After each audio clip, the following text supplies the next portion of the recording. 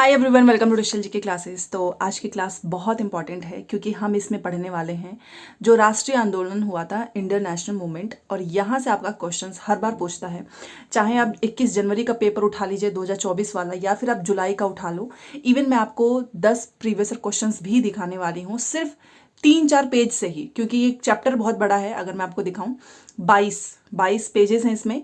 और एक्चुअली क्या है ना कि जो आप सबसे ओल्ड वाली एनसीईआरटी देखिएगा, सबसे पुरानी वाली, तो उसमें ये सारे चैप्टर्स अलग अलग दिए हैं। बट इन्होंने जो न्यू एनसीईआरटी बनाई ना, 2 से 3 चैप्टर को एक में ही मर्ज कर दिया। इसीलिए आप देखिएगा कि चैप्टर्स के नंबर मतलब संख्या कम हो चुकी है। क्लास 8 में केवल 8 ही चैप्टर हैं, पहले ये चैप्टर्स ज़्यादा होते थे।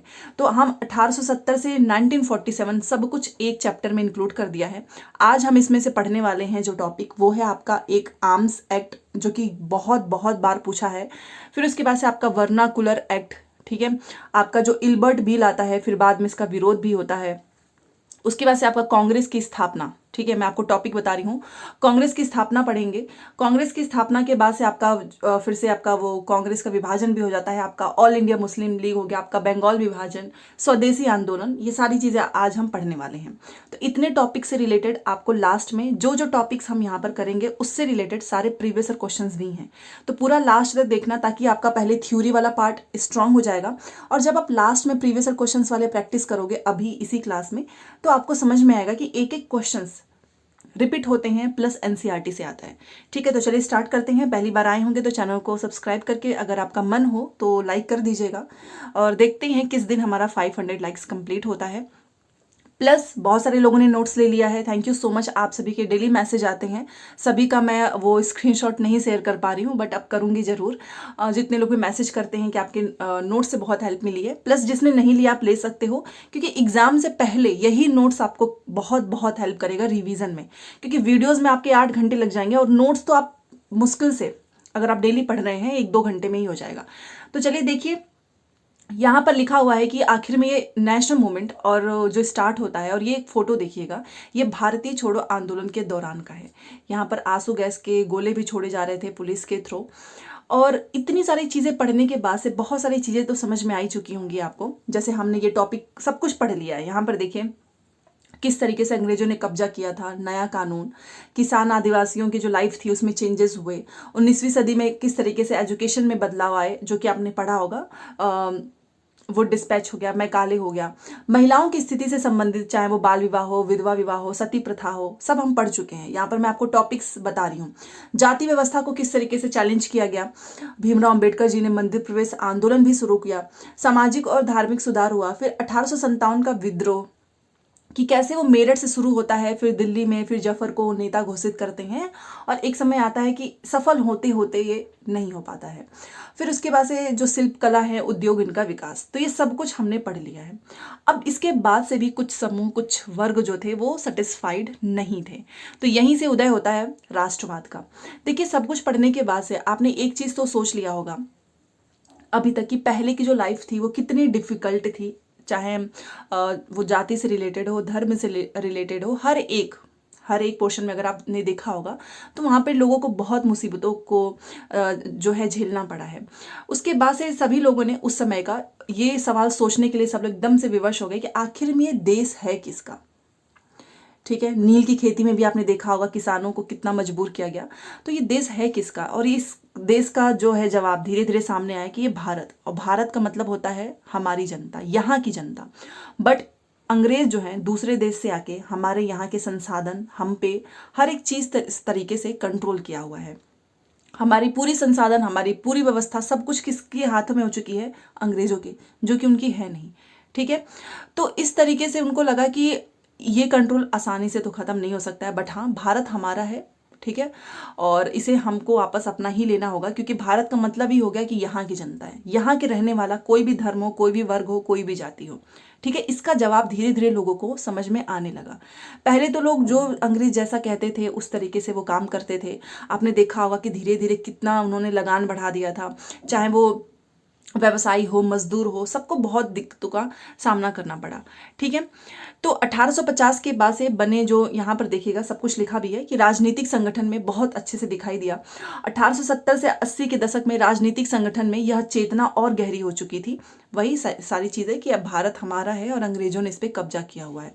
इनमें से ज़्यादातर संगठनों की जो बागडोर है बेसिकली वो पढ़े लिखे लोगों के हाथ में थी, चाहे वो वकील हों, चाहे वो अंग्रेजी शिक्षित जिसने पढ़ाई वगैरह की होगी।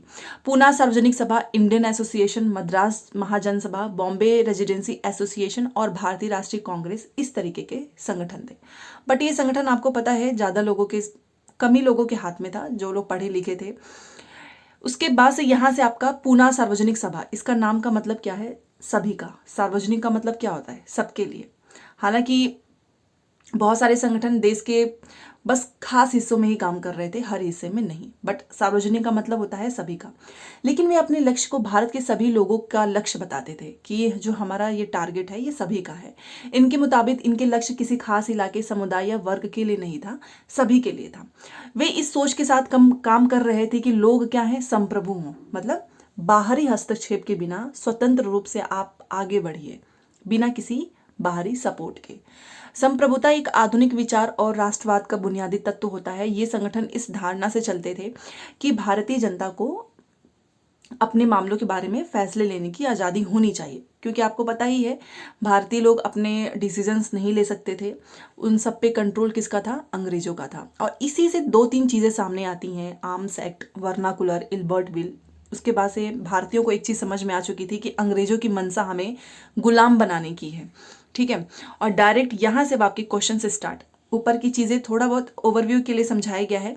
यहाँ से इस सिर्फ इतने में से ही 3 क्वेश्चन पूछा है, आप सोच सकते हैं, सिर्फ इतने पैराग्राफ से। तो ये बहुत इंपॉर्टेंट है और इसी से रिलेटेड क्वेश्चंस भी है, तो यहाँ पे अच्छे से समझ लो ताकि लास्ट में आप क्वेश्चंस का आंसर दे पाएं। 1870 और 80 के दशक में ब्रिटिश शासन के प्रति असंतोष बहुत ज़्यादा गहरा हो चुका था भारतीयों के मन में कि ये लोग तो हमारा भला नहीं चाहते हैं, बस दिखावा करते हैं कि हम तुम्हारा भला करना चाहते हैं। इनका मकसद सिर्फ और सिर्फ यहाँ से कमा कर पैसे भेजने हैं यूरोप में। ठीक है, और उसी में से एक आता है आर्म्स एक्ट। इसका डायरेक्ट ये क्वेश्चन पूछा हुआ है हर एक एग्जाम में, UP TET, DSSB, SSC, C TET, सब में पूछा है। आर्म्स एक्ट पारित किया गया है 1878 में। अब इसकी मंशा क्या थी, अब ये आया क्यों था, ये क्वेश्चन पूछता है ज़्यादातर। ये आर्म्स एक्ट इसलिए आया कि जिसके जरिए भारतीयों द्वारा अपने पास हथियार रखने का अधिकार छीन लिया गया। आपने देखा अंग्रेजों ने सबसे पहला स्टेप क्या उठाया कि जो भारतीय हैं ये अपने पास क्या रखे हुए हैं, हथियार, और अगर इनके पास हथियार होगा तो ये हमारे लिए खतरा होगा। तो इन्होंने एक एक्ट बना दिया और उस एक्ट का नाम आया आर्म्स एक्ट। अब इस आर्म्स एक्ट के थ्रू जो कि 1878 में आया, ये कह दिया गया कि कोई भी भारतीय अपने पास अधिकार नहीं रख सकता है। तो कुछ भी होगा, भारतीय मारे जाएंगे, बट भारतीय उल्टा किसी के ऊपर कोई हमला नहीं कर सकते हैं।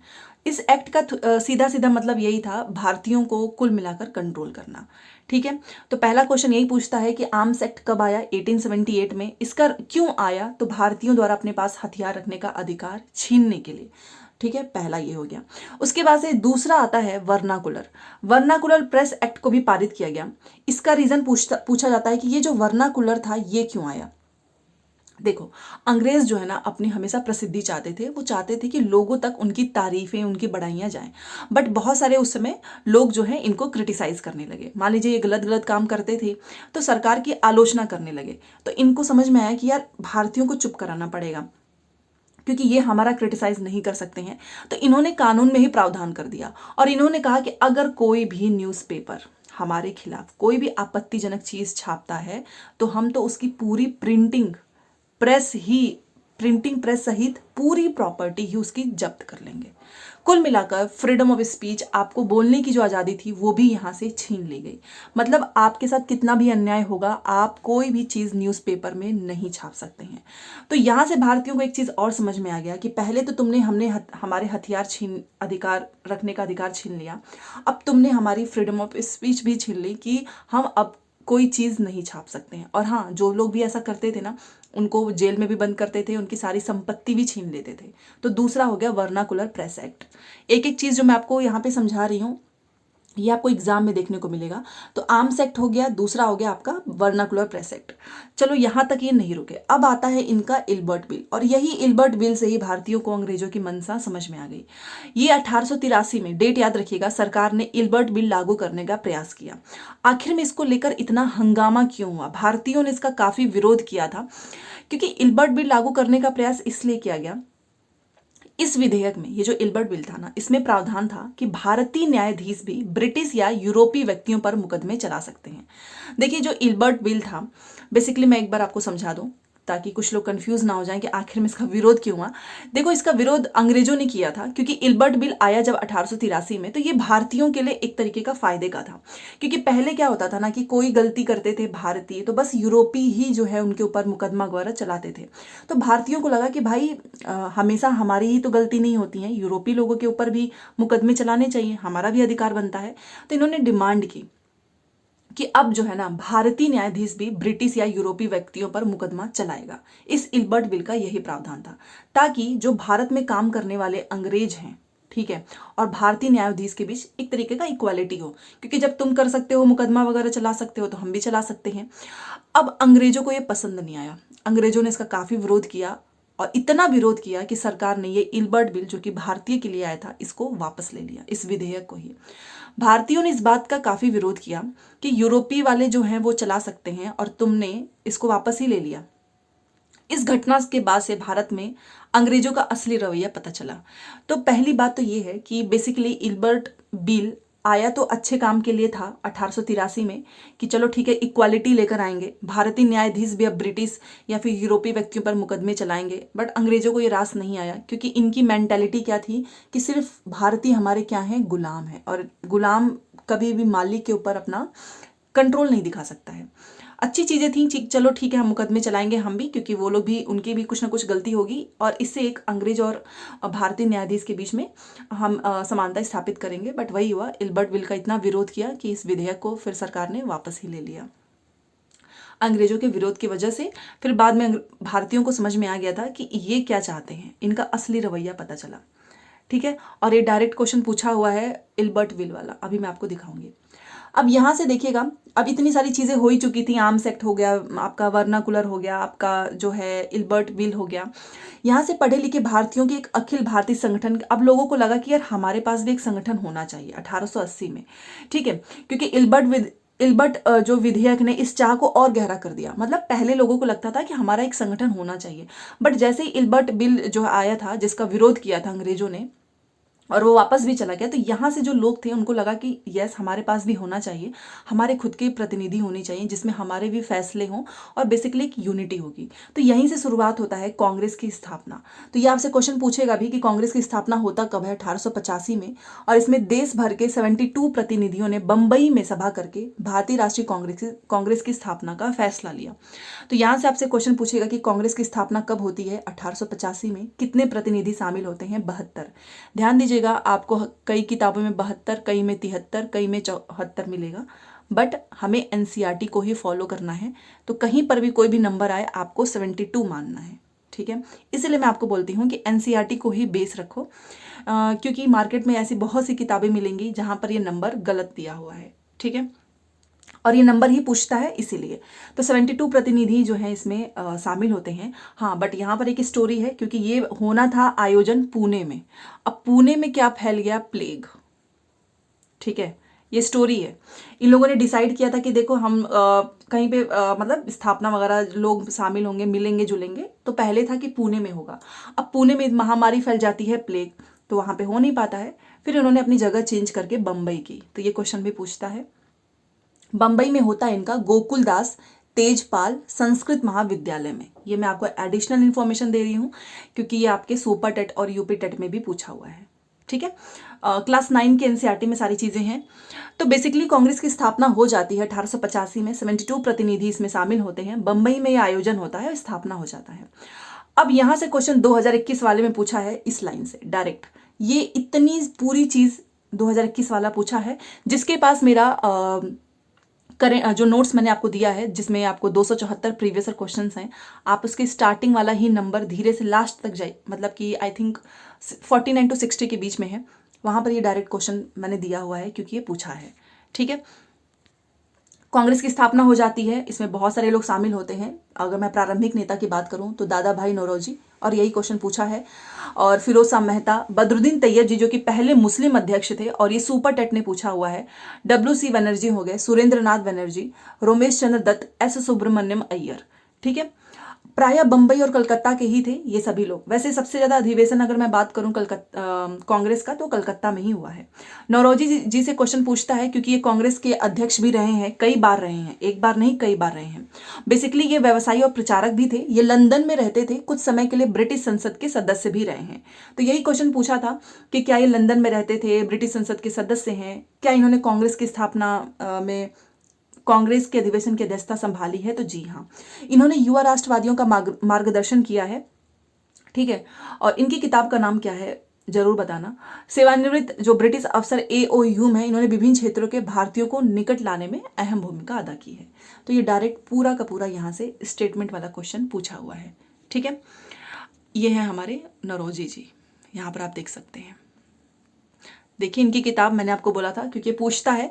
इनकी किताब का नाम है poverty and un British rule in India. इसमें इन्होंने ब्रिटिश शासन के आर्थिक परिणामों की बहुत ही तीखी आलोचना की है। तो ये इनकी किताब है poverty and un British rule in India, और ये आपका UP टेट के पेपर 2 में भी पूछा हुआ है। ठीक है, तो यहां से हमारा कांग्रेस की अधिवेशन हो जाती है। इल्बर्ट बिल के बाद से बेसिकली इसकी डिमांड बढ़ जाती है, तो एक हो जाता है कि चलो ठीक है, अब हमारा भी एक संगठन है। अब यहां से राष्ट्र धीरे धीरे उभरा। अक्सर कहा जाता है कि पहले 20 सालों में कांग्रेस अपने उद्देश्य और तरीके के लिहाज से मध्यम मार्गी पार्टी थी। इस दौरान कांग्रेस ने सरकार और शासन में भारतीयों को और ज्यादा जगह दिए जाने के लिए आवाज उठाई कि भारतीय ज्यादा से ज्यादा होने चाहिए। कांग्रेस का एक तरीके से आग्रह था कि विधान परिषद में भी भारतीयों को जगह मिले। विधान परिषद में मोस्टली यूरोपीय होते थे, बहुत कम संख्या थी भारतीयों की। परिषदों को ज्यादा अधिकार दिए जाएं और जिन प्रांतों में परिषद नहीं है वहां पर बनाया जाए। कांग्रेस चाहती थी कि सरकार में भारतीयों को भी बेसिकली एक अच्छा खासा पोस्ट मिले। आज जैसे आप IAS वगैरह कहते हो, तो ये सब कुछ बाहर से ही आया हुआ है। तो उसमें मोस्टली जो है ना बाहरी लोग ही थे, यूरोपीय ब्रिटिश वाले ही थे। तो इनको लगा, कांग्रेस का ये डिमांड था कि सरकार जो है इसमें भारतीयों को भी मौका मिलना चाहिए। और उन्होंने फिर डिमांड की सिविल सेवा, जो परीक्षाएं आज के नाम पे हैं, आपको पता ही है। तो सिविल सेवा के लिए इन्होंने कहा कि लंदन के साथ साथ भारत में भी हो, ताकि भारतीय भी एक अच्छे खासे पोस्ट पे जाएंगे तो इनकी भी बातें सुनी जाएंगी। ठीक है, तो यहीं से शुरुआत होती है सिविल परीक्षा की, आपको पता ही है, यहीं से शुरुआत होती है। तो शासन व्यवस्था के भारतीयकरण की जो मांग थी वो नस्लवाद के खिलाफ चल रहे आंदोलन का एक हिस्सा था। ये बेसिकली मांग क्यों था? क्योंकि जो चीजें चल रही थी, जो इनका आंदोलन था, इसका एक पार्ट था। क्योंकि तब तक ज्यादातर महत्वपूर्ण नौकरियों पर गोरे अफसर, मैंने अभी आपको बताया, अच्छा खासा जो पोस्ट होता था उस पर अंग्रेज ही थे। इसीलिए कांग्रेस चाहती थी कि ये जो बड़े बड़े पोस्ट है ना, इस पे हमें भी, भारतीयों को भी मौका मिलना चाहिए। बेसिकली अंग्रेजों का ये मानना था कि भारतीयों को जिम्मेदारी भरे पद नहीं दिए जा सकते, क्योंकि अंग्रेज अफसर अपने भारी भरकम वेतन का एक बड़ा हिस्सा ब्रिटेन भेज देते थे। इसलिए लोगों को उम्मीद थी कि भारतीयकरण से यहाँ की धन संपत्ति भी कुछ हद तक भारत में ही रहेगी। तो भारतीयों की मांग थी। तो देखिए, भारतीयों की मांग तो थी कि सिविल सेवा परीक्षाएं यहाँ भी होनी चाहिए ताकि उस पर भी भारतीय शामिल हो। लेकिन अंग्रेज तो थे नालायक, उनको लगा कि नहीं भैया, हम भारतीयों को इतना बड़ा रिस्पॉन्सिबिलिटी पोस्ट नहीं देंगे। बेसिकली ये बड़े चालाक थे, क्योंकि इनको लगा कि अगर भारतीय आ जाएंगे तो पैसा तो इंडिया में ही रहेगा। और ये अंग्रेज अफसर इतना मोटा पैसा कमाते थे और सब भेज देते थे ब्रिटेन में। ठीक है, तो लोगों को लगा, भारतीय लोगों को, कि अगर हम लोग भी इस पोस्ट पे आएंगे तो कहीं ना कहीं कुछ धन संपत्ति तो हमारे पास रहेगी ना भारत में, क्योंकि भारत की हालत बहुत खराब थी, भूखमरी, लोग मर रहे थे खाने के लिए। ठीक है, तो यहां से फिर एक और डिमांड आती है। भारतीयों की मांग थी कि न्यायपालिका को कार्यपालिका से अलग कर दो, आर्म्स एक्ट को निरस्त करो भाई, क्योंकि आर्म्स एक्ट के थ्रू हथियार रखने का अधिकार आपने छीन लिया है। तो भारतीयों की एक मांग थी, न्यायपालिका को कार्यपालिका से अलग करो, आर्म्स एक्ट को निरस्त करो, और अभिव्यक्ति और बोलने की स्वतंत्रता दी जाए, मतलब वर्नाकुलर प्रेस एक्ट, जिसके थ्रू फ्रीडम ऑफ स्पीच भी छीन लिया गया था। ये इनकी डिमांड थी। शुरुआती सालों में कांग्रेस ने कई आर्थिक मुद्दे भी उठाए। उसका कहना था कि भारत में ब्रिटिश शासन की वजह से गरीबी है, अकाल पड़ रहा है, लगान के कारण बेचारे जो काश्तकार हैं, जमींदार हैं, ये दुखी हो चुके हैं। अनाजों के भारी निर्यात की वजह से यहाँ पर खाद्य पदार्थों की कमी हो चुकी है। कांग्रेस की मांग थी कि लगान को कम करो और जो फौजी खर्चे में तुम पैसे लगा रहे हो ना, उसको कटो, उसको कम करो। सिंचाई के लिए ज़्यादा से ज़्यादा पैसे दिए जाएं, फंडिंग की जाए। उसने नमक कर विदेशों में भारतीय मजदूरों के साथ होने वाले बर्ताव तथा भारतीयों के काम में इन्वॉल्वमेंट करने वाले जो वन प्रशासन थे, उसकी वजह से वनवासियों की जो बढ़ती मुसीबत थी, उसमें भी बहुत सारे प्रस्ताव पारित किए। ठीक है, तो जब ये संगठन बन गया कांग्रेस का, बेसिकली इसमें बहुत सारे लोग थे, तो सबकी डिमांड थी कि हमारे यहाँ पे बहुत गरीबी हो चुकी है और पैसे कम करो, लगान कम करो, सैनिक खर्चे में जो पैसे हैं उसे कम करिए, सिंचाई में पैसे दीजिए, नमक कर, इवन विदेश में भी हमारे भारतीय मजदूरों के साथ बहुत गलत हो रहा था। प्लस जो वन प्रशासन जो इन्वॉल्व करता था बार बार भारतीयों के काम में, इसको भी बोला गया कि ना करें। ठीक है, और इससे पता चलता है कि पढ़े लिखे संपन्न वर्ग की संस्था होते हुए भी कांग्रेस केवल पेशेवर समूह, जमींदार और उद्योगपतियों के हक में नहीं बोल रही थी। मतलब कांग्रेस ऐसा नहीं है कि वो केवल अमीर लोगों के बारे में बोल रही थी, वो हर एक इंसान के बारे में सोच रही थी, चाहे वो किसान हो, मजदूर हो, चाहे वो जमींदार हो, चाहे वो काश्तकार हो। ठीक है, मध्यम वर्गीय नेता, अब सोचिए, अभी हमने सिर्फ इतना ही पढ़ा है 20 मिनट में, बहुत बड़ा चैप्टर है। मध्यम वर्गीय नेता जनता को ब्रिटिश शासन के अन्यायपूर्ण चरित्र से अवगत कराना चाहते थे और उन्होंने अखबार निकाले, लेख लिखे, यह साबित करने का प्रयास किया कि ब्रिटिश शासन देश को आर्थिक तबाही की ओर ले जा रहा है, मतलब अभी और गरीबी बढ़ेगी ही। उन्होंने अपने भाषण में ब्रिटिश शासन को काफ़ी क्रिटिसाइज किया और जनमत निर्माण के लिए देश के अलग अलग जगह पर अपने प्रतिनिधि भेजे। लेकिन मध्यम मार्गियों को यह भी लगता था कि अंग्रेज स्वतंत्रता और न्याय के आदर्शों का सम्मान करते हैं। बाद में ये भारतीयों का जो ये मिथ था वो भी खत्म हो जाता है, क्योंकि पहले उनको लगा कि अंग्रेज हमारी स्वतंत्रता, हमारे न्याय, इनका रिस्पेक्ट करता है। बाद में समझ में आया कि नहीं, ये ऐसा कुछ नहीं चाहते हैं, इसलिए भारतीयों की न्याय संगत मांगों को स्वीकार कर लेंगे।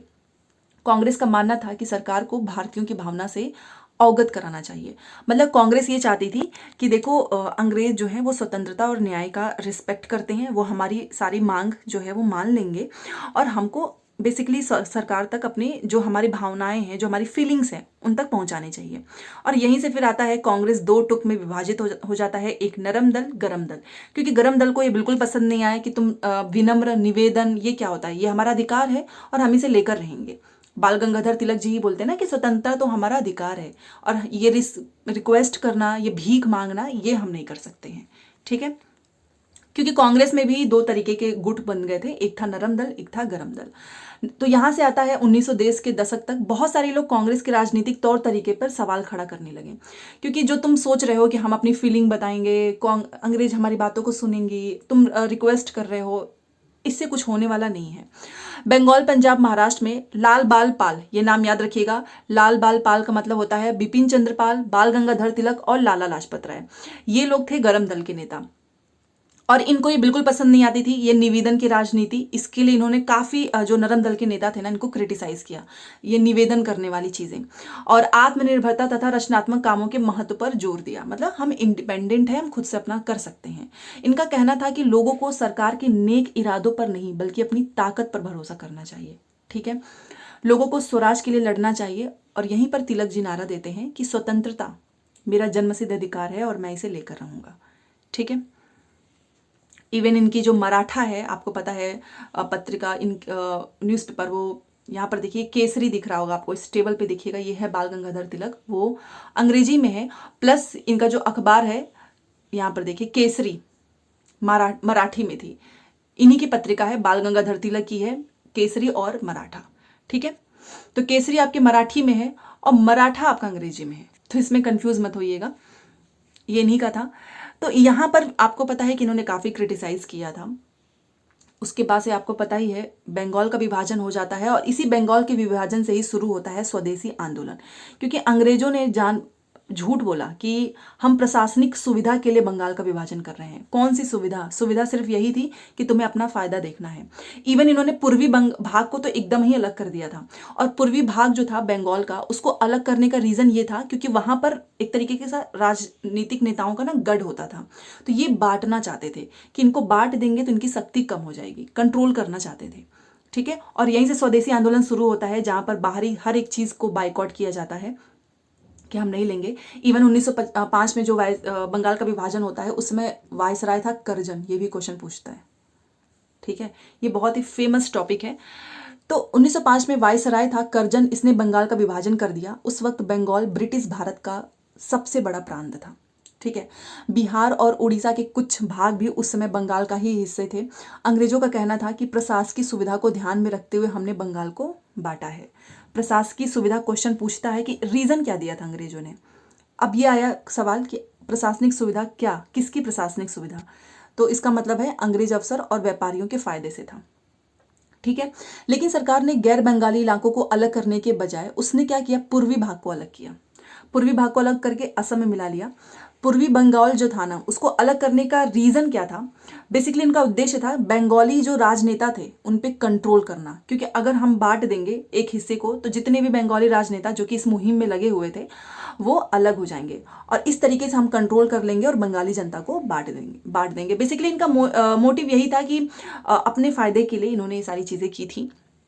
और उस समय जो पूर्वी बंगाल था बेसिकली वो राजनेताओं का गढ़ होता था। तो सबसे अच्छा इनको लगा कि इन्हीं को अलग करते हैं, इन्हीं को बांट देते हैं। उसके बाद से बंगाल के विभाजन से अब लोगों में इतनी गुस्सा भर चुकी थी कि तुमने हमारे ही देश के एक हिस्से को बांट दिया। तो ये हर जगह फैल चुका था।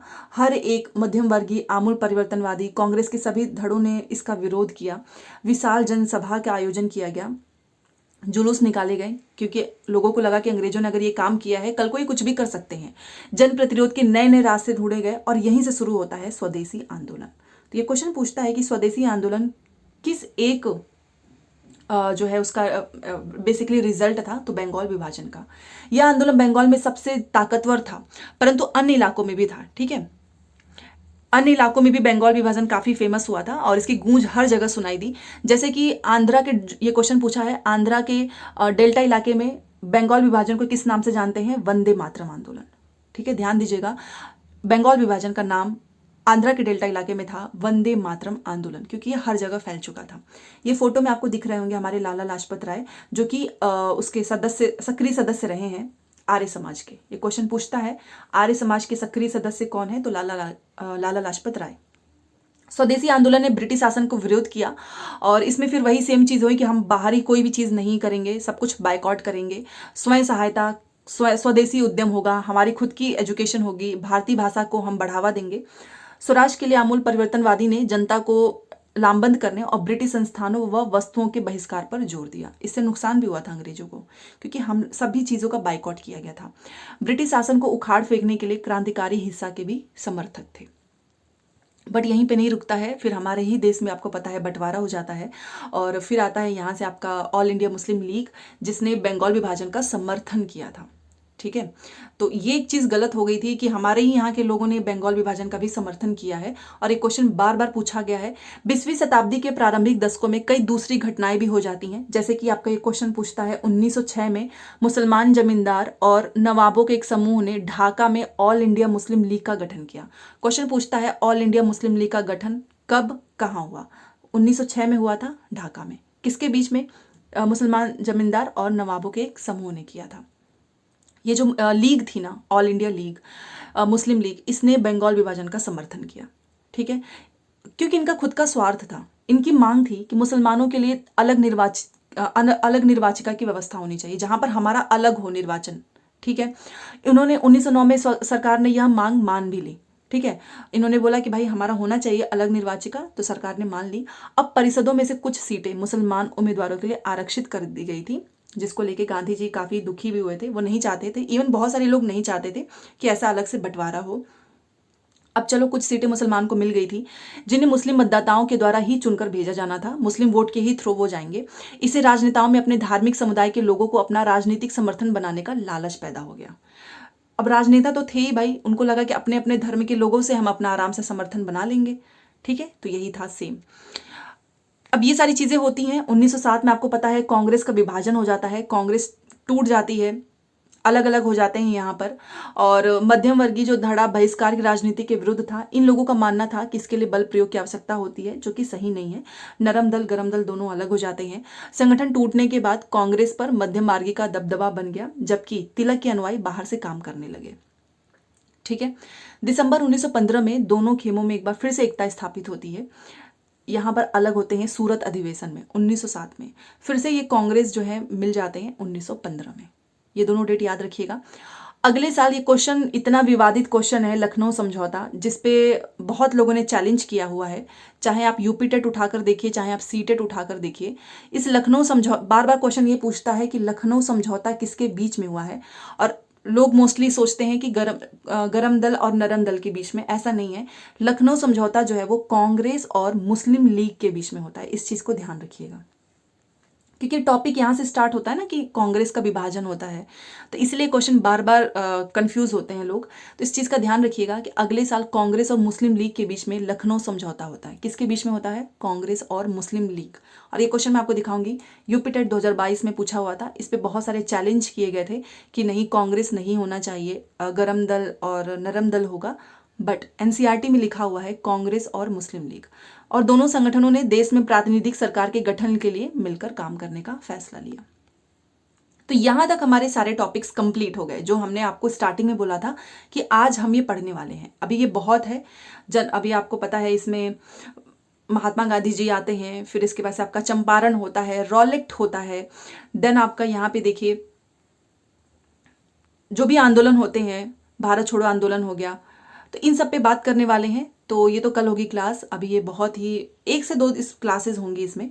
तो चलिए पहले क्वेश्चन आंसर करते हैं। अब मैं ये देखूंगी कि आपने कितने ध्यान से इस क्लास को पढ़ा है, क्योंकि वही प्रीवियस क्वेश्चंस, वही इस क्वेश्चंस के आंसर दे पाएगा जिसने आज के टॉपिक्स को अच्छे से पढ़ा होगा। ठीक है, चलिए सबसे पहले यही क्वेश्चन स्टार्ट होता है। और ये क्वेश्चन मैं इसलिए लेकर आई हूँ क्योंकि मैं आपको ये दिखाना चाहती थी कि ना कि केवल सीटेट में, एजुकेशनल में, ये क्वेश्चन आपका एसएससी में भी 2022 में पूछा हुआ है। इवन ये आपका जो बीपीएससी के हायर लेवल वाले एग्जाम्स होते हैं ना, उसमें भी पूछा हुआ है। तो यहाँ पर आप देख सकते हो, जो कि 9 मार्च 2023 शिफ्ट 3 का है। क्वेश्चन क्या है कि भारतीयों को हथियार रखने से रोकने वाला जो आर्म्स एक्ट था वो किस वर्ष पारित किया गया। तो इसको घुमा फिरा के पूछता है, 1878 में आता है। और कई बार पूछेगा कि आर्म्स एक्ट क्यों पारित किया गया, तो हथियार जो रखने का अधिकार है उसको छीनने के लिए। ठीक है, तो ये तो आसान है, इसमें डेट ईयर ही आपको बताना था। ठीक है, आर्म्स एक्ट। चलिए अगला क्वेश्चन, ये आपका सीटेट ने पूछा हुआ है कि ब्रिटिश भारत में वर्नाकुलर प्रेस एक्ट का संबंध किसके साथ था। आप बताइए, वर्नाकुलर प्रेस एक्ट क्यों आया था? हमारी बोलने की आज़ादी छीनने के लिए। अगर आप अंग्रेजों के खिलाफ न्यूज़पेपर में कोई भी ऐसी चीज़ छापते हैं आपत्तिजनक, जो उन्हें पसंद नहीं है, तो वो आपका पूरा प्रिंटिंग प्रेस के साथ साथ आपकी पूरी संपत्ति जब्त कर लेंगे। तो बेसिकली वर्नाकुलर प्रेस एक्ट लोगों की आवाज़ बंद करने के लिए ही आई थी, भारतीयों की। ठीक है, तो इसका संबंध किससे है? यहाँ पे लिखा है कि स्थानीय रोजगार पैदा करने के लिए, बिल्कुल भी नहीं। समाचार पत्र को बढ़ावा नहीं, समाचार पत्र को बैन करने के लिए। स्वदेशी जनजातियों द्वारा प्रकाशित समाचार पत्रों के लाइसेंस और पंजीकरण के लिए, गलत। भारत में सभी भाषा के प्रकाशन पे प्रतिबंध लगाना, गलत। ये बेसिकली इसीलिए था ताकि कोई भी अंग्रेजों के खिलाफ कोई भी न्यूज़पेपर में आर्टिकल ना छाप सके, गलत। तारीफ करो भर भर के, आपत्तिजनक कोई भी कंटेंट नहीं होगा। तो ये था वर्नाकुलर। उसके बाद से आपका आता है इल्बर्ट बिल। आप देखिए, जैसे जैसे जो चीज़ मैंने आपको स्टार्टिंग में पढ़ाई है उसी तरीके से मैं आपके सामने क्वेश्चन लेकर आई हूँ, ताकि आपको फिर से एक रिवीजन हो। हमने पहले आर्म्स एक्ट पढ़ा, वर्नाकुलर पढ़ा, अब हम पढ़ेंगे क्वेश्चन जो पढ़ा था हमने इल्बर्ट बिल, वो भारतीयों द्वारा इल्बर्ट बिल को वापस लेने का विरोध क्यों हुआ। देखिए, इल्बर्ट बिल अच्छा था, ये विधेयक इसलिए पारित किया गया ताकि यहाँ पर जो भारतीय हैं वो भी यूरोपीय लोगों के प्रति मुकदमा चला सकें, क्योंकि पहले ये था कि बस यूरोपीय ही भारतीयों के ऊपर मुकदमा वगैरह चलाएंगे। तो ये इनको पसंद नहीं है अंग्रेजों को कि भाई तुम कैसे चला सकते हो। तो ये अंग्रेजों ने इसका विरोध किया और फाइनली सरकार ने इसको वापस भी ले लिया। तो यहाँ से लोगों को समझ में आया, भारतीय लोगों को अंग्रेजों की मंशा। तो भारतीयों द्वारा इल्बर्ट बिल को वापस लेने का विरोध क्यों हुआ? भारतीयों के द्वारा, याद रखिएगा, भारतीयों ने विरोध किया था ना, क्योंकि इल्बर्ट बिल तो मेरे फेवर में आ गया है, अच्छा है, हम भी मुकदमा चलाएंगे। बट अंग्रेजों ने इसको जबरदस्ती वापस करवा लिया। भारतीयों को काफ़ी गुस्सा भी आया था इसके बाद से। यह भारतीयों को हथियार रखने की अनुमति नहीं देता है, ये तो आर्म्स एक्ट है। गलत। सरकार विरोधियों की आवाज दबाने के लिए बना था, ये हमारा वर्नाकुलर एक्ट है। यह अंग्रेजों की नस्लवादी मनोवृत्ति को दर्शा रहा था। जी हाँ, अंग्रेजों की जो मेंटालिटी थी ना, ये इसको शो कर रहा था, इसीलिए भारतीयों ने इसका विरोध किया जब इन लोगों ने वापस कर लिया था। So option number 3। अगला देखिए, उसके बाद से हमने कांग्रेस की स्थापना पढ़ी थी। तो यहां पर लिखा हुआ है कि भारतीय राष्ट्रीय कांग्रेस की स्थापना तब हुई जब देश के 72 प्रतिनिधि ने बंबई में दिसंबर में 1885 में मुलाकात की। बस यही इसका आंसर है। और ये आपका एसएससी में पूछा हुआ है 2020 में, सीटेट ने भी पूछा है, बट सीटेट का तो मैं आपको बताती हूँ, साथ में दूसरे भी एग्जाम्स के बताऊंगी, तो आपको समझ में आएगा कि जो आप एनसीईआरटी यहाँ पे पढ़ रहे हो, ये सिर्फ आपका सीटेट में नहीं, आपका हर एग्जाम में काम आएगा। ठीक है, तो ये हो गया आपका 1885 स्थापना, होना था पुणे में। चलिए अगला ये क्वेश्चन देखिएगा, ये मैंने आपको अपने नोट्स में भी दिया हुआ है, यही 60 नंबर का क्वेश्चन मैं बोल रही थी। आप एक बार जाकर आपने जो पेड नोट्स लिया था प्रीवियस क्वेश्चंस वाला, वो जरूर देखना। सेम ये क्वेश्चन 2021 में पूछा हुआ है, सॉरी 2024 में पूछा है, जनवरी वाले में। अभिकथन में लिखा था कि दादा भाई नौरोजी, जो कि भारतीय राष्ट्रीय कांग्रेस के बड़े नेता थे, वो कभी भी भारतीय राष्ट्रीय कांग्रेस के अध्यक्ष नहीं बने। ये गलत है, ये 2 से 3 बार बने हुए हैं अध्यक्ष, तो गलत हो गया। ये व्यवसायी और प्रचारक थे, अभी हमने पढ़ा था कि ये लंदन में रहते थे और कुछ समय के लिए ब्रिटिश संसद के सदस्य भी रहे हैं, तो ये तो गलत है, बट ये सही है। ऑप्शन यहाँ पे आपको दिख रहा होगा, तो ये आप देख सकते हो कि डायरेक्ट जो मैं आपको बार बार बोल रही थी ना कि इस पूरे पैराग्राफ से क्वेश्चन पूछा है, वही पूछा है 24 में ही। चलिए अब ये है आपका क्वेश्चन, और बंगाल का विभाजन बहुत फेमस टॉपिक है, और ये आपका जो टीचिंग वाला ही एग्जाम होता है ना, DSSB, उसका है ये। जेई और ईएम वाला जो 2014 का है, बाकी सीटेट ने पूछा है, यूपी टेट ने भी पूछा है कि बंगाल का विभाजन हुआ कब था, 1905 में। क्यों करा, तो प्रशासनिक सुविधा, फालतू के ड्रामे थे, प्रशासनिक सुविधा कुछ नहीं था, लालची थे, ये अपना फायदा चाहते थे, इनका फायदा था इसमें। बाद में इसी से स्वदेशी आंदोलन स्टार्ट होता है, तो 1905 में हुआ। चलिए ये अगला क्वेश्चन है, ये 6 जनवरी 2022 को सीटेट ने पूछा है, यहां पर आप देखिए डेट। मैंने आपको बोला ना कि बंगाल विभाजन एक ऐसा टॉपिक है जो कि हर एग्जाम में पूछता है। 1905 में बंगाल विभाजन के बारे में सही चीजें बतानी है। बंगाल का विभाजन इसलिए हुआ क्योंकि बंगाली लोग बिहार और उड़ीसा के कुछ हिस्सों से अलग होना चाहते थे। बिल्कुल गलत, बंगाली लोग नहीं, ये अंग्रेजों की मंशा थी कि इनको बांट दो। अंग्रेज जो है वो बंगाली राजनेताओं के प्रभाव को कम करना और लोगों में फूट डालना चाहते थे। जी हाँ, इन्होंने पूर्वी बंगाल को अलग क्यों किया, आप सोचिए, अलग करके असम में मिलाया, क्योंकि वो बेसिकली राजनेताओं का गढ़ होता था। इन्होंने सोचा कि इसको अलग करेंगे तो लोग अलग होंगे और हम इनको फूट डालेंगे, जो कि इसमें ये कामयाब भी हो गए थे। बी, यह भारतीयों के हित में प्रशासनिक सुविधा थी। अब देखिए केवल बी सही होगा, क्योंकि भारतीयों के हित में नहीं था, ये अंग्रेजों के हित में था प्रशासनिक सुविधा। जो इन्होंने रीजन दिया था ना, ये अंग्रेजों के प्रशासनिक सुविधा का अंग्रेज अपना फायदा चाहते थे। बेसिकली इसका मेन रीजन क्या था, जो ये अंग्रेज बंगाली राजनेताओं को तोड़ना चाहते थे। ऑप्शन नंबर बी, ठीक है। 6 जनवरी 2022 में पूछा है। अगला क्वेश्चन देखिए, यही क्वेश्चन मैं आपको बोल रही थी, जो कि काफ़ी लोगों ने चैलेंज किया था। यूपी टेट का पेपर है ये, 2021 में लीक हो गया था, फिर 2022 में होता है कि 1916 का लखनऊ समझौता किसके बीच में हुआ। और इस ऑप्शंस की वजह से लोगों ने सेकंड वाला किया था, नरम दल और गरम दल, जो कि गलत है। हिंदू मुसलमान भी गलत है, ब्रिटिश भारती भी गलत है, कांग्रेस और मुस्लिम लीग के बीच में हुआ था। ठीक है, तो अगर आप एनसीईआरटी पढ़ रहे हैं तो जितने लोग यूपी टेट देने वाले हो ना, पेपर 2 या फिर पेपर 1, ये देखिए ये आपका पेपर 1 का है। आपको पता है पेपर 1 में भी पूरा सोशल साइंस पूछता है और पेपर 2 में तो आता ही आता है। तो ये जो नोट्स या फिर जो भी चीज़ें आप पढ़ रहे हो, ये आपको काम देने वाला है UP TET and super TET में। तो जो नोट्स मैंने आपको दिए हैं उसको संभाल के रखना, जब तक आपको नौकरी नहीं मिल जाती है। तो कांग्रेस मुस्लिम लीग के बीच में होता है आपका लखनऊ समझौता। ठीक है, एंड ये रहा आज का हमारा लास्ट टॉपिक और लास्ट टॉपिक का लास्ट क्वेश्चन। तो जाने से पहले लाइक शेयर सब्सक्राइब कर दीजिएगा, और नोट्स के लिए कमेंट सेक्शन में आपको नंबर मिल जाएगा, व्हाट्सअप नंबर आप ले सकते हैं। तो बेसिकली ये क्वेश्चन जो हमने पढ़ा था, अखिल भारतीय मुस्लिम लीग, मैंने आपको पहले ही बोला था कि इसकी 1906 में ढाका में इसकी स्थापना होती है। कहाँ पर होगी? ढाका में। और इसी मुस्लिम लीग ने बंगाल विभाजन का काफ़ी सपोर्ट किया था। और ये क्यों आया था? क्योंकि ताकि मुसलमानों को अलग निर्वाचन की मांग के लिए, मुसलमानों को अलग से चाहिए था। ठीक है, तो यहाँ पर आप देख सकते हो अखिल भारतीय मुस्लिम लीग के विषय में इन वक्तव्यों पर विचार करें। और मैं आपको ये बताना चाहूंगी, ये आपका 21 जनवरी 2022 का पेपर है। ठीक है, तो ये बहुत इंपॉर्टेंट टॉपिक है, मैंने आपको पहले ही बताया है। तो आखिर में मुस्लिम लीग, जो अखिल भारतीय मुस्लिम लीग थी, ये मुस्लिम लीग ने मुसलमानों के लिए पृथक निर्वाचन की मांग की थी। यस, 100% करेक्ट है। मुस्लिम लीग ने बंगाल विभाजन का समर्थन किया। जी हाँ, एकदम सही है। 1906 में ढाका में स्थापना होती है। मुस्लिम लीग की स्थापना 1907 में कांग्रेस विभाजन का मुख्य कारण था। ये गलत है। Only A and B.